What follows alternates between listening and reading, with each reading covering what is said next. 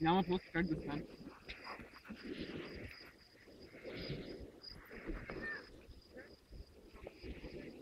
Ти трябва да си водиш записки тогава. Ама Иване, ти защо не те виж там в някакво такова, къде таланти се Защото изявява? не съм толкова добър между другото. Ема то такъв човек не се е явявал до сега, така че... Аз мисля, че няма много майстори на нунчака в Именно. България. Много малко хора се занимават. Точно, да. Но има... Няма да има някой, който ще е по-добър от тебе, така че... Като дойдох в София, имах треньор по нунчак. Един, който той преподава шотокан по принцип, но много обичаше нунчакото и тя нунчаките са му от него. Ти не можеш да намериш всъщност в България хубаво произведено нунчак. Не можеш, просто няма такива. Значи дни китайки са пълен буклук, така да кажа. А то, тези той си ги е правил. Лошото е, че вече не прави и аз не мога да се вземам повече. А Ванка има ли някакво значение материал, от който е направен? Да. По принцип, Някакъв символик? нунчаките са дървени с верига, която ги съединява. Може и да е въже обаче.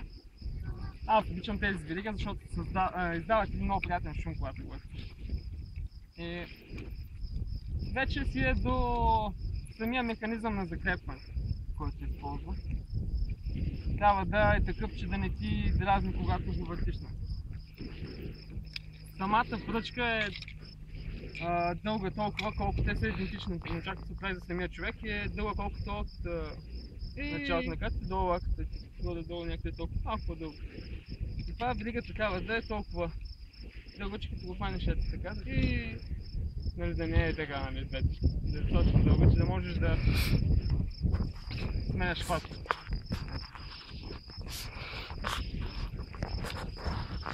Това е общо взето, не е кой знае каква професия, но много му се прави. Той се прави чудно, просто си трябва човек, който да му обясниш какво искаш и да ти го направи. Но просто няма пазар и никой не го прави в България. Най-вероятно.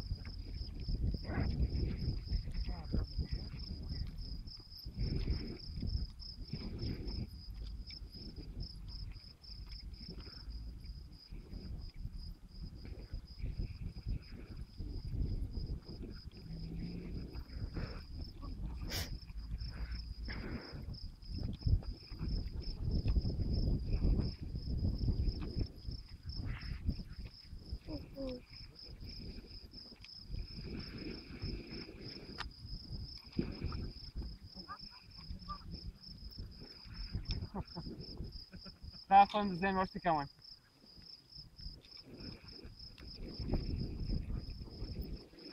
Бел негър. Тия GPS са ни надушили. Кой точно се смя ли дойде? Мравката ли? Добър ден. Добър ден. Добър да. А добър ли?